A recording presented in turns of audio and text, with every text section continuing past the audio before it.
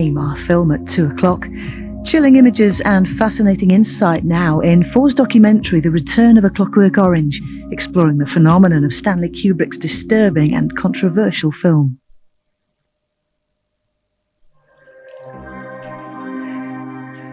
There were some sophistos from the TV studios around the corner, laughing and greeting. The Devochko was smacking away and not caring about the wicked world one bit. Then the disc on the stereo twanged off and out, and in the short silence before the next one came on, she suddenly came with a burst of singing. And it was like, for a moment, oh my brothers, some great bird had flown into the milk bar, and I felt all the melanky little hairs on my plot standing endwise, and the shivers crawling up like slow melanky lizards, and then down again, because I knew what she sang. It was a bit from The Glorious Ninth by Ludwig van. I've always loved the fact they're staring into glasses of milk, because, you know, what's great about milk is it's completely blank, you know. It's somehow, it's just they're staring into space. And when they're not staring into space, they're drinking space, you know. They're drinking emptiness. It's a very... it's a blank sheet of paper. There are certain icons within the iconic images within the movie that transcend time, and I think they're incredibly consciously created by him. And I think they're absolutely specifically there in order to try and create something that is far bigger than the movie, to transcend the period. You don't have to be a genius to watch the boys in Clockwork Orange walking down the riverbank in slow motion and mentally cut between that and Reservoir Dogs as the black-suited men walk in slow motion down the street. From Kurosawa to Magnificent Seven, almost the sense of the mythical group of men moving through a landscape which is barren and somehow unbelievably sexy. To me, it's actually very prophetic of punk, of the things that in the mid-70s punk would be feeding off, which was the notion of anarchy, working-class violence. And also just the sheer landscape of the film, which is that very interesting futuristic, kind of stylish, but it's also a concrete tower block. Modernity, Council Flat. Thamesmead. Is it Thamesmead? It's a real place, right? We just filmed there. And I was thinking, where the hell is this? You know, it's kind of great. Still there.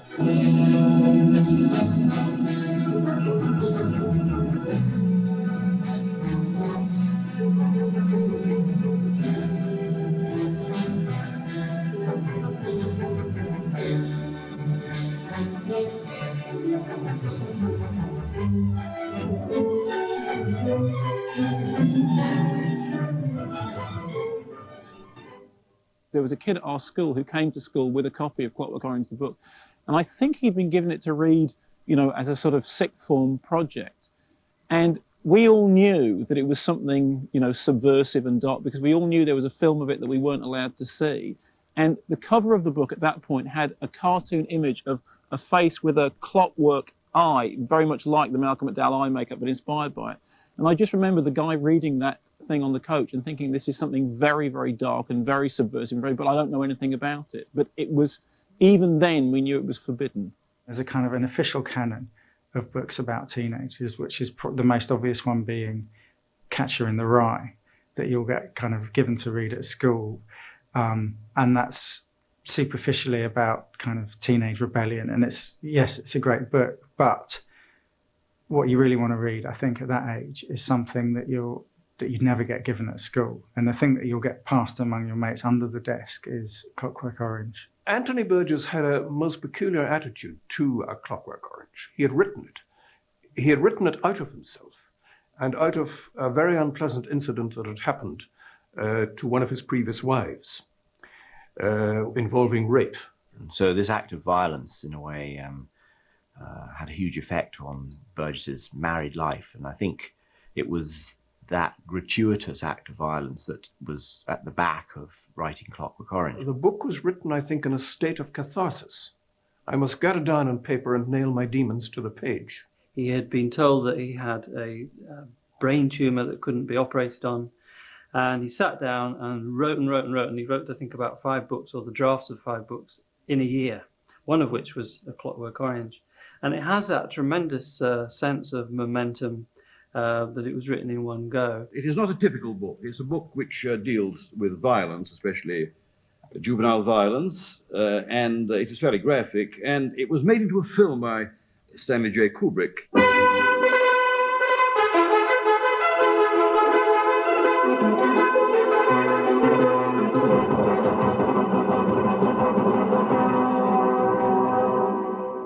Burgess himself was always irritated by the disproportionate attention that he felt the work drew.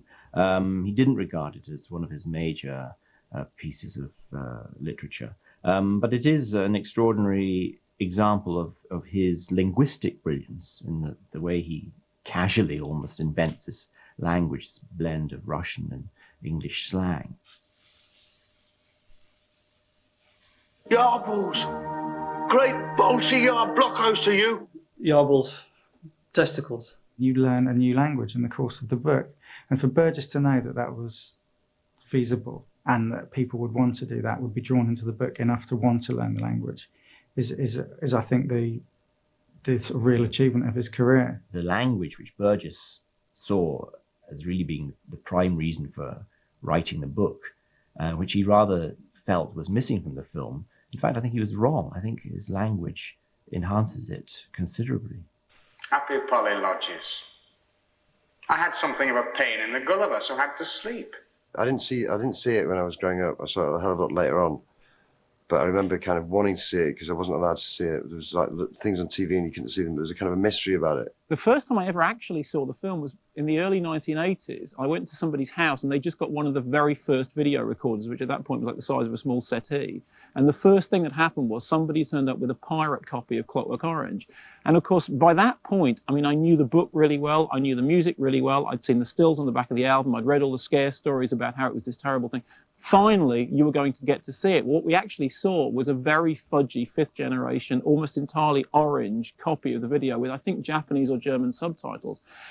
And even in that terribly degraded state, it seemed to be something exceptional. I bought it under the counter at my local video store that just happened to have a notice that said, you know, Clockwork Orange available through us. And, you know, you sent off to Paris and it came through in a brown envelope and it felt vaguely illegal and illicit.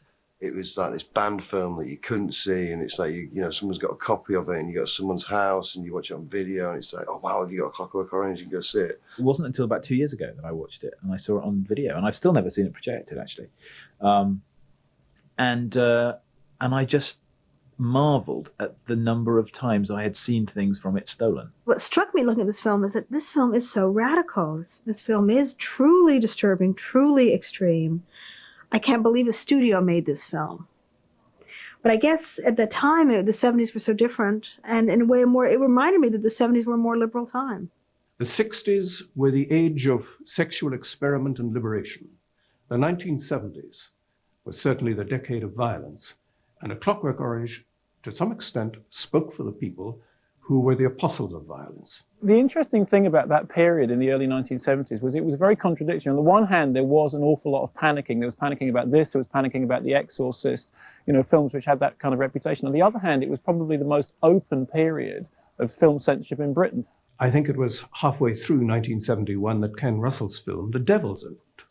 And The Devils is a catechism of demonic violence. We had to cut The Devils. It really was way over the top. And then, of course, the month before we saw Clockwork Orange, we had In Straw Dogs, which again was a film that caused tremendous comment in the press. It had violence, it had marauders in the neighborhood, it had rape, and it created a tremendous stir in the media.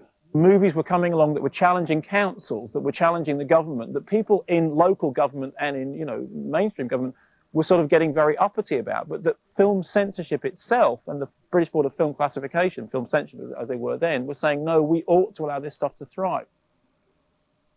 We did have Kubrick's track record to go back on, and we knew we were looking at a major film, and whatever one may think about board censorship, we normally do not like cutting films of great merit. It's well known that a famous director through the 60s, John Trevelyan, used quite frequently to not just engage in dialogue with directors, but used to vet the scripts in advance. And indeed, the script for Clockwork Orange was seen before the film was seen. Now, it's some time since that kind of prior involvement in a movie or a video or anything that comes through these doors has been our habit. We're in the business of dealing with the work as it arrives. The contentious points were all in the first half of the film, starting with the kicking of the tramp by the Droogs, the rape in the cinema, the rape of Adrian Corrie, quite obviously, and the beating to death of another lady with a giant phallus. Really, the discussion wasn't all that long. No, we decided that putting it all together, it worked as a film, and therefore the earlier violence was justified, and it was passed without cuts. The Conservative government and the Home Secretary of the day, Reginald Modling, particularly took this to heart. Modling was not a diplomatic man, and in the course of an interview with a London evening newspaper, he rashly said that he would like to see a copy of A Clockwork Orange before it opened publicly. Now, this was unprecedented. This was the first time a Home Secretary had said, "Show me the film," because I think it might be a dangerous film. Reginald Modling came to the board. He had an interview with Stephen Murphy, and obviously as a result of that interview, at which I was not present, he said he wanted to see the film. The words were no sooner out of Modling's mouth than he regretted it, but he had to go through with it.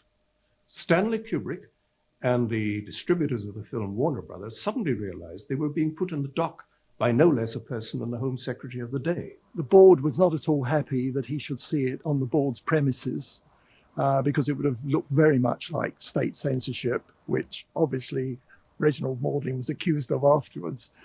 So Bertie Mayles, who was then office manager, took a copy of the film out of the board, obviously under the Secretary's instructions, and while the press were in the front in Soho Square, he went out another door, took it down to the Admiralty, where Reggie Modling saw the film in the Admiralty cinema, and Bertie waited and then brought the film back again. It is very important when you look at A Clockwork Orange today to try and imagine yourself back 30 years in the state of England when A Clockwork Orange came out. 3-day week and miners' strikes on were just part of the textures of your life.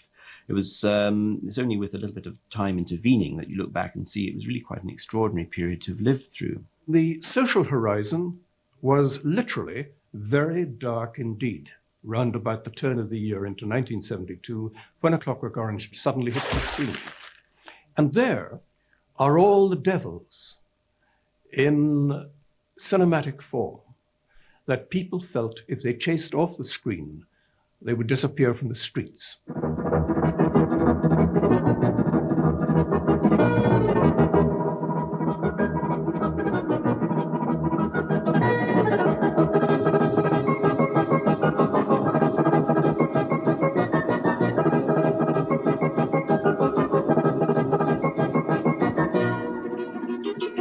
Go out and fight for a better Britain.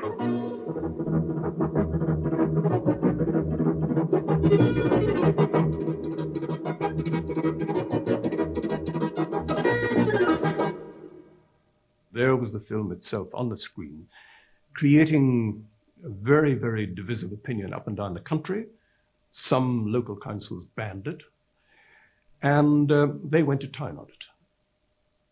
There was a new censor, Stephen Murphy, who was unsure of his position, inexperienced in his job, not a very diplomatic man, not as diplomatic as his predecessor, John Trevelyan, and Stephen Murphy began to feel the heat. One or two youngsters used as a kind of plea of mitigation that what they did in the way of violence was due to seeing Clockwork Orange, and there was quite an outcry at the time, no question of that. The media were waiting for it, there's no doubt about that.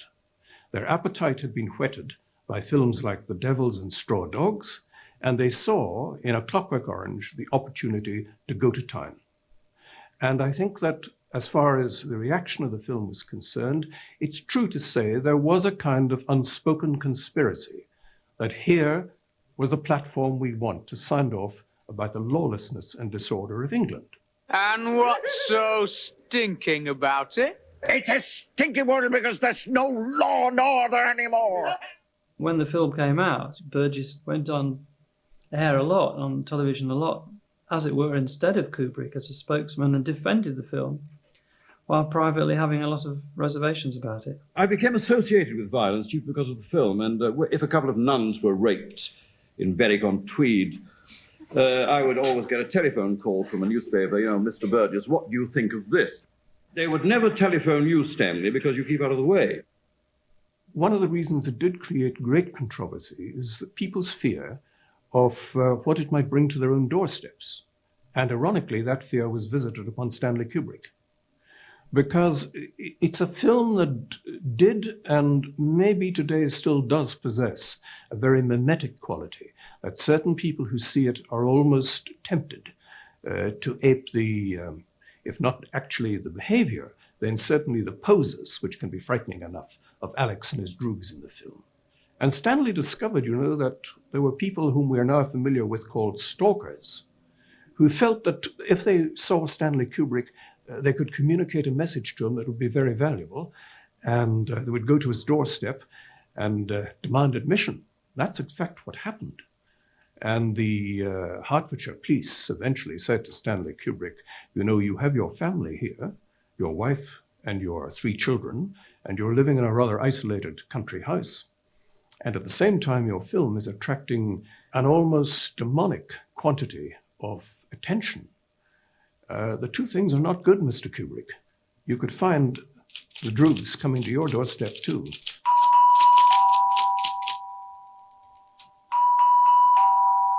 Who on earth could that be? So Stanley, who always believed in the power of the irrational in the community, acted upon his own advice and withdrew the film right up to his death. If he was truly worried about the film's effect or provoking violence against him, you'd have thought that he might have withdrawn it everywhere. But, you know, I bought a video. You couldn't buy a videotape of Clockwork Orange in this country. I bought one in New York. So I was able to see the film. So the censorship that existed in Britain over Clockwork Orange seems to me to be deeply curious, and I'm not entirely convinced of that explanation.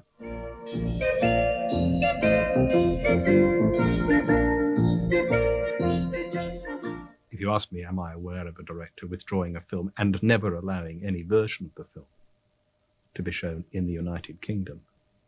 And particularly, is there an example of somebody doing that in the United Kingdom, but happily allowing it to be shown all over the world, all the time, for the best part of 30 years? I think it's unique. Once he'd taken it off the market, there was no way you could turn round and say, oh, actually, you can all have it back again. And its reputation grew with it. What's really annoying is I think a lot of people think that he took it off the market in order to increase its reputation so it could be re-released. I don't think if he died 10 years from now, he would have released it. I just think he'd made the decision and that was the end of that.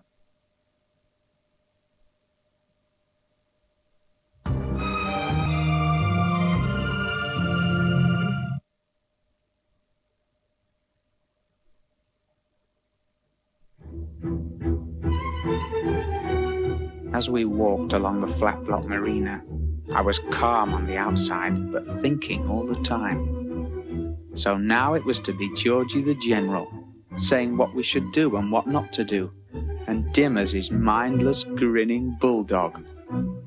But suddenly I vidded that thinking was for the gloopy ones, and that the omni ones used like inspiration and what bogs ends. One of the things that shakes people when they first set eyes on A Clockwork Orange is what hits them in the eardrum.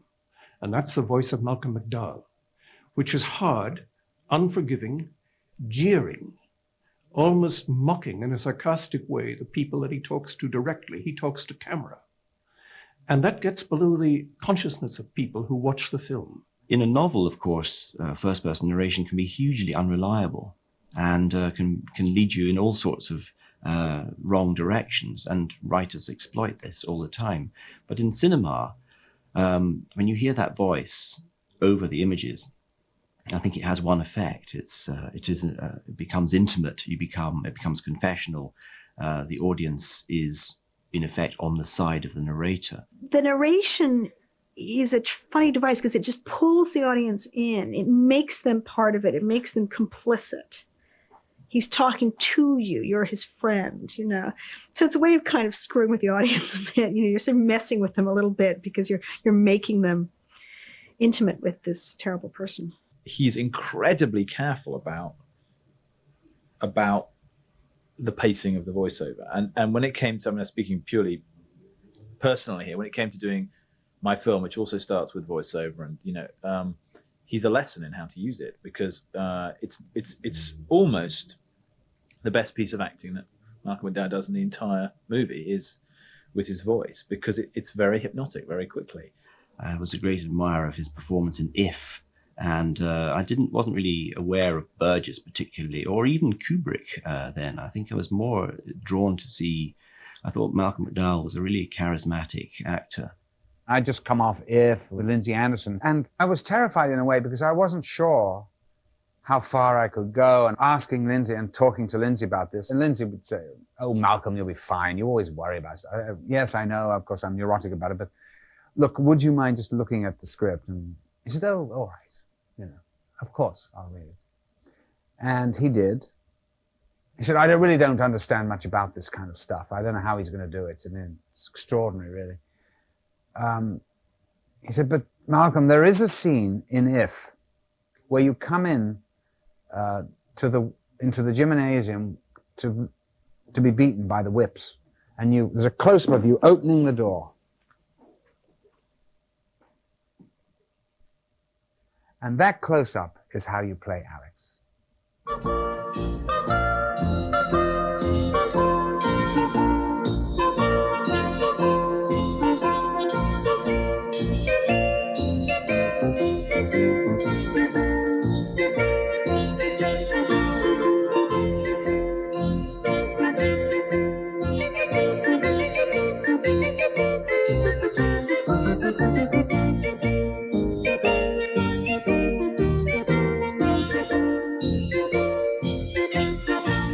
There's something charming about Alex, despite everything, which Kubrick or McDowell, I suppose, got right. He's an appalling character, but he's not hateful, and for that reason, I think it will always seem ambiguous, and that's the strength of it. I think it's true to say that you have more than a sneaking regard for the sheer demonic energy that Malcolm McDowell invests that character with, the character of Alex. And the weird thing about Alex is that he is a heroic figure, because he seems to exist alone in a landscape devoid of other people. And somehow, even though he is Mephistophelian or whatever you want to call it, you somehow root for him also. And that's very skillful. Alex is a bit of a charmer. I mean, he lives life to the full. You know, he enjoys what he does. Now, what he does, you may not agree with, but at least he enjoys it. He doesn't go around like, he's out there robbing and having fun, you know. The very important thing about Alex, not so much the Droogies, but Alex particularly in Clockwork Orange, is Alex is cleverer than his parents. He's smarter than the people around him. He listens to classical music, which they apparently would not understand, because in the too few times we see them, they're sitting around a formica table in a kitchen, wondering what he does of an evening.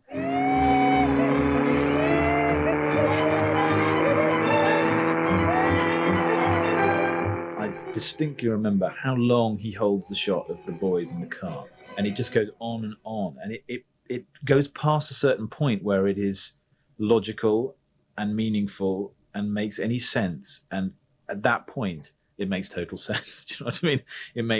It enters your subconscious in some profound level, and it is very, very odd. You can't rid yourself of images in the movie. Right, Pete, check the rest of the house. 10.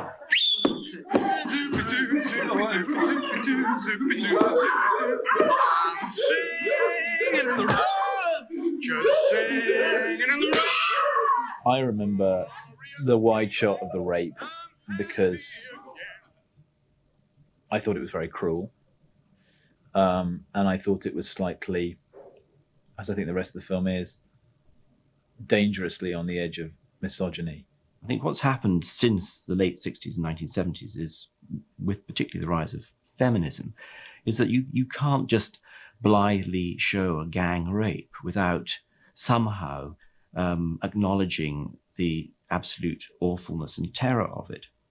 And I find the rape scene in Clockwork Orange a really disturbing thing to watch, because it seems to me there is this sort of absence of feeling in it. It's the part of Kubrick that wasn't happy with the rape scene until Malcolm McDowell started humming Singing in the Rain, you know, and he's a clever bastard, you know what I mean? Because that is what makes it disturbing, unquestionably. You know, that's why you remember it. He came over to me and said, Mal, can you dance? I think we were fooling around, Warren and I, you know, with these wonderful boots on, marine boots. And he said, you know, he just said, and I said, yeah, sure, why not? And I had the cane, and I started, do-do-do-do-do-do-do-do-do. I'm singing in the rain, just singing in the rain. Boom! What a glorious feeling, happy again.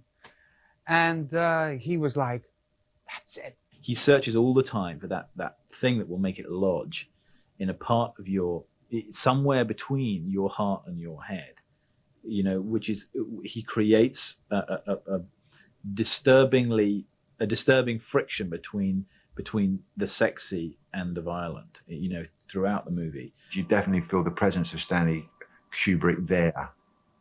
He's kind of there. You really feel the puppet master, and boy, was that guy a puppet master. He challenges you, the worst part of you, to be turned on, to not be turned on, to feel aroused, to not feel aroused, to feel sickened, to laugh, to take it seriously but to not take it seriously, to think of it as a cartoon but as deeply real, all those things. And he strikes, you know, he just finds your weak spot. He puts his finger on your temple at that point, you know. The music that you hear, the sparkly music, is in fact forcing in the face of the audience. You think you're very civilized, don't you? You think your art, you know, the art has become so advanced that you're incapable of relapsing back into the animal world. Well, think again. Okay, this is the mirror I hold up to you. I'm laughing at clouds so dark up above. Sun's in my heart, and I'm ready for love. I think the violence is used responsibly in A Clockwork Orange. It's stylized. The fact that it's set to music keeps you at a distance from it. You're not invited into it to gloat. You're not shown really the effects of violence in a way that a Sam Peckinpah or an Oliver Stone or a Scorsese would show you today. The medical materialism of the effects of violence is absent in A Clockwork Orange. But it is the abstract effect of violence that Kubrick's genius puts into the scenes that makes its impact. The violence is so unreal and so over the top that it loses its kind of authenticity, perhaps, and is not very shocking because it's kind of stretched. Everybody's afraid of violence, so it's really great to sort of see a violence for no reason, and it's harmful and it's harmless, and there's no one responsible for it. And all this kind of stuff kicks off, and it's, I mean, Singing in the Rain is like the perfect example. But visually, it's fantastic. It's like snip, cutting the holes out of the dress with the breast popping out.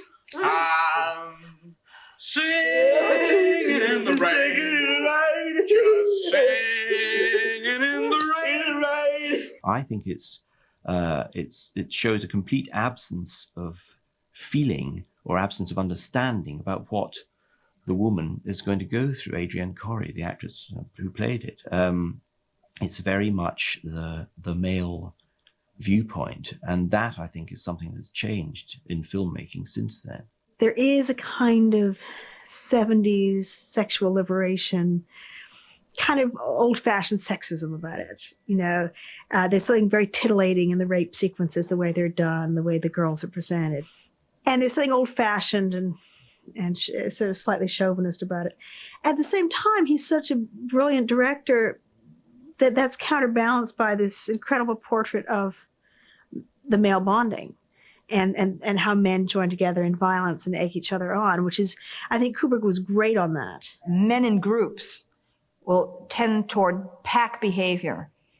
You can see the influence of this movie in my own analysis, for example, of the fraternity party Dionysian revels of the 1980s that led to charges of date rape, which became a prime fodder for feminist crusade in this country, and then was picked up by the media. The rather ethically neutral way in which I describe the rampaging behavior of young men in my writing on rape has ruffled many feathers, but it's coming directly from what I feel was Kubrick's forthrightness in A Clockwork Orange. He shows the truth that when law and order break down, mob behavior rules. Pretty well, little brother, pretty well. You can be appalled by it, and you can abhor it. But at the same time, in the hands of a gifted filmmaker, or indeed in the hands of a filmmaker who is not gifted, it can exert an almost repellent compulsion over you, that you feel you have to look, and sometimes you find yourself being exhilarated by the sheer physical energy of what's happening on the screen. The kind of fun house element, the kind of schoolboy mirth in Kubrick's film, really, I think, caused a storm of abuse and an inability to process the artistry and the vision, the truthful vision in the film. I wonder if, 30 years on, you could possibly film a scene like that now. It seems to me, in a way, completely insensitive, the way it's shot. And I think it's a reflection of the time, much more so than the violence in the film. The main brief that American feminism had against A Clockwork Orange was that the fun element, the ebullience in the nighttime raids and the rapes was so clearly evident. The fun element in tracking, in stalking, in capturing, in destroying. When I've spoken like this, feminists have gone quite mad. They said, it's not possible. There cannot, rape is a crime of violence, not of sex. And I say, wake up, wake up. There is a sharpening of sexual desire in conditions where social order has broken down. I don't think Kubrick deals with sex in a normal way. I mean, who does? But it seemed to me a very strange world in which sex was either violent or it was comic. And that to me always struck me as strange and not entirely healthy. Leave that alone, don't touch it. It's a very important work of art.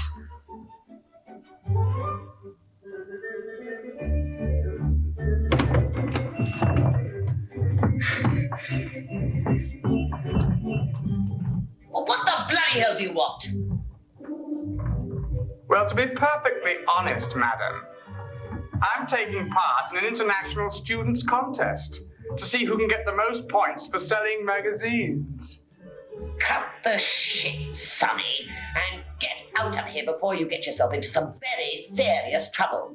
I'd been present during the shooting of one of the sequences in it, the murder of the Catwoman, whom Malcolm stomps to death with a huge plaster phallus. Ridiculous weapon, except that those who live by the sex object die by the sex object in the film. Now, when I saw that in the film, of course, it was cut to a murderous rhythm in which you didn't see anything that present-day violence would show you, like the viscera, the blood, the brains, but the impact of the cutting, and particularly the way that the object seemed to zero in and take you with it when it crushed the life out of the Catwoman, was extremely disturbing. Where I was taken to, brothers, was like no cine I ever visited before.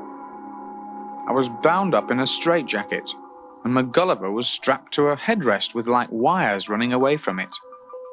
Then they clamped like lid locks on the eyes, so that I could not shut them, no matter how hard I tried.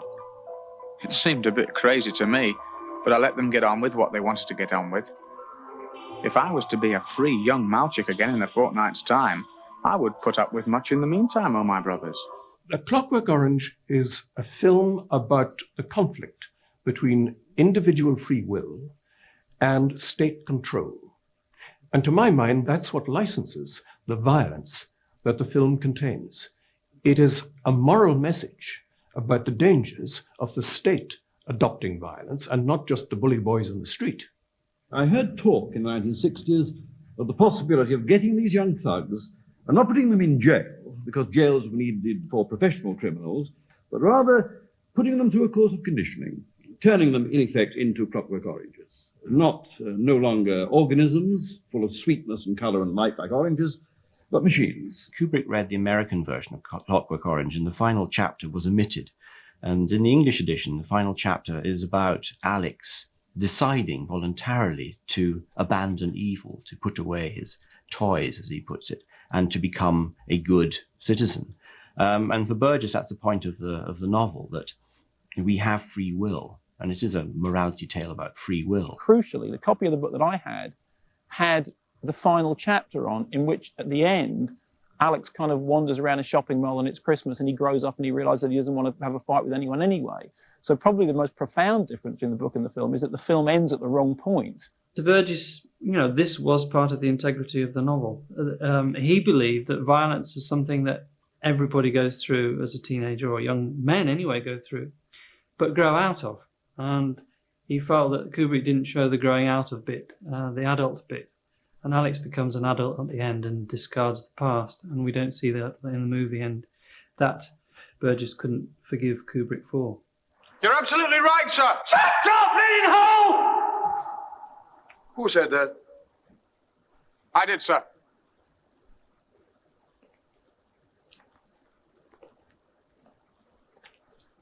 What crime did you commit? The accidental killing of a person, sir. He brutally murdered a woman, sir, in furtherance of theft. 14 years, sir! Excellent. He's enterprising, aggressive, outgoing, young, bold, vicious. He'll do. When Alex is effectively lobotomized, becomes a Clockwork Orange, we are meant to condemn the state in the same way as we'd condemn Alex for being a thug at the beginning of the movie.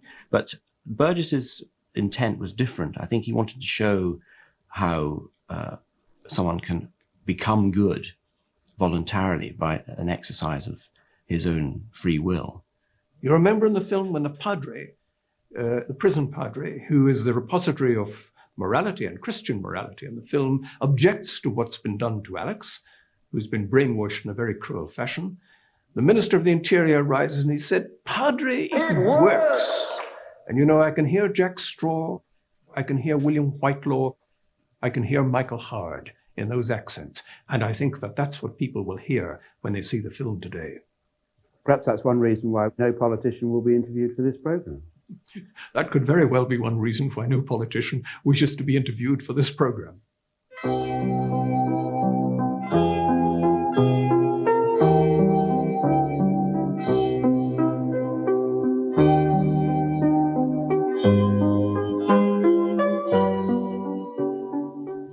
There were allegations that it had invited or stimulated some yob gangs to behave in an imitative way.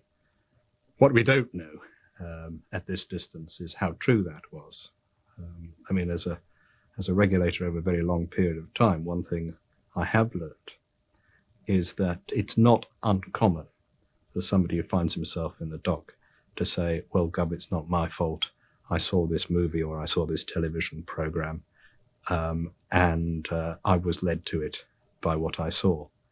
And it's quite possible that there was an element of that, particularly with Clockwork Orange. There is always this worry with images that they do make you want to go out and copy what you've just seen. I can remember as a child going out and copying things that I'd seen on Z cars. And, fortunately it wasn't murdering anybody, but it was copying. And this made Burgess disapprove of elements in the film. And it made Kubrick, I think, worry when there were reports. Probably, it seems wrong, in fact, these reports of acts of violence that had been inspired by Clockwork Orange. It made him worry. And I think, maybe we've still not resolved this all this years later. I don't feel that violence in the media causes violence. On the contrary, I feel that it causes passivity and inaction and paralysis. A far more serious cultural problem to me. Whether there is a connection between the violence that we see on the contemporary screen and the violence that occurs in society is something that is not susceptible to objective proof. This attempt to blame art for human evil founders very quickly. The Bible has inspired more acts of violence than any one single piece of literature, yet it's still revered and widely read.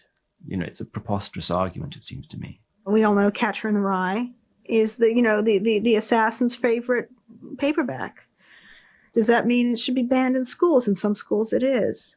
Despite all the claims of sociologists that there are abundant studies proving a direct correlation of represented violence to violence enacted, I think that it's minuscule compared to the overwhelming numbers of people, millions upon millions of people who would see any given violent movie, that the seeds for violent behavior have been sown long before the individual film.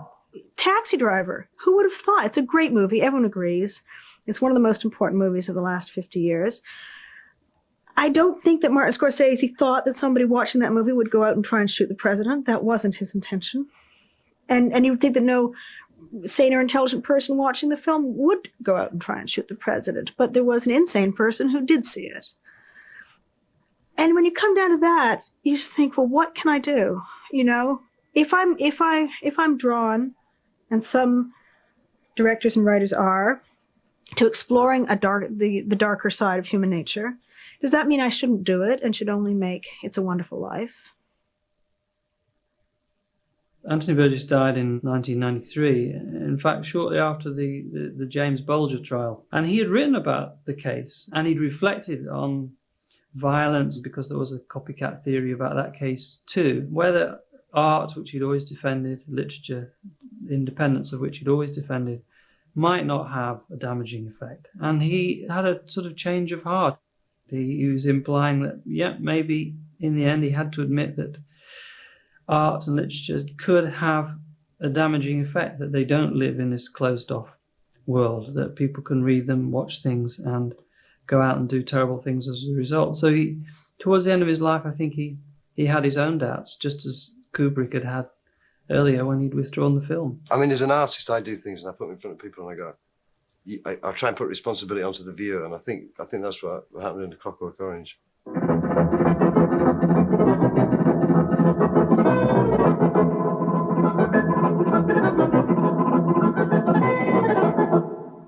I think most people who are familiar with the historical background to this were pretty confident that after Kubrick died, it was only a matter of time before Clockwork Orange was released again.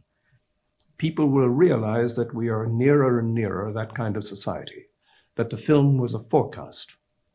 Stanley used to deny to me that it was a forecast. He said, Alex, it's not a forecast, it's a fable. I would hope that people would be shocked and startled and excited by it. And in fact, actually, I think they probably will. I think one of the reasons they will is the first half hour of Clockwork Orange is really unmatched in terms of just sheer visceral onslaught. I don't think it's frightening anymore in the same way as it was then. I think we've seen far, far worse. When these kind of kids go and see a real film, which Clockwork Orange is, made by a real film maker, rather than these, imposters that walk around these days pretending to be one, I would hope the reaction is very, very good.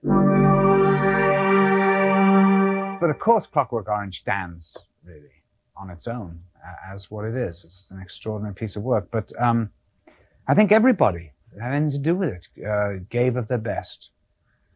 I think everything. And of course, I think Stanley was at his creative pinnacle. I think what's astonishing about it now is its bravery and its incredible faith in the audience to a degree as well, and the brilliance of his visual sense, which I don't think exists anymore. I mean, I just don't think the real shock is going to be, why can't we make films like this anymore? I do think it captures a truth about the human soul that everyone must encounter and absorb. If A Clockwork Orange is rejected, then I'm afraid people have sentimentalized and censored their own view of human life. What is regarded as a terrific piece of entertainment obviously did provoke and attract an enormous amount of attention, but once the attention is gotten, what does it then say? And I'm not sure Clockwork Orange actually says that much. Its morality is, I am making a really exciting, interesting film. And no matter how much people like myself or Alexander Walker discuss what a brilliant dissection of violence that is, that's all bollocks when it comes down to the actual aesthetic of the film, which is that it's the sheer pleasure and joy of exceptionally exciting filmmaking. If you're going to take on the lure of violence, then you go into a dodgy area where you have to almost be sensationalist and explore the love of violence yourself. And I think he does that, and he takes you in there, and you are attracted by it in some ways, and then you come out of it. But I think he implicates you in some ways, and that makes the film kind of still a dangerous work of art. Let's get it, boys!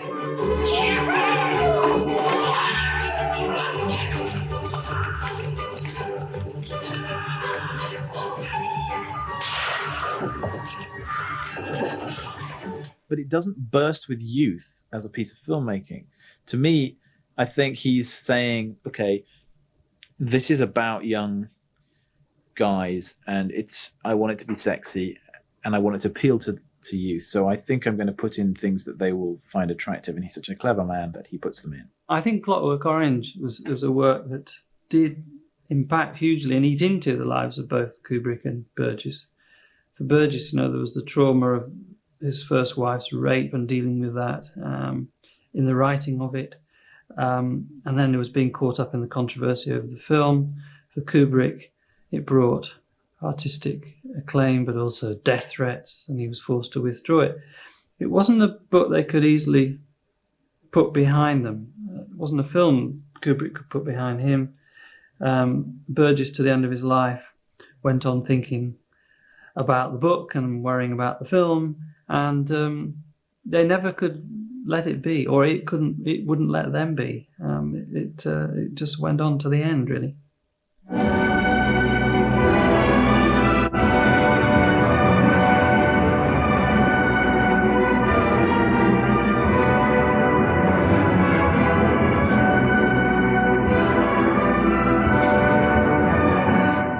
To find out more about Stanley Kubrick and facts about film censorship in the UK, go to channel4.com/film4.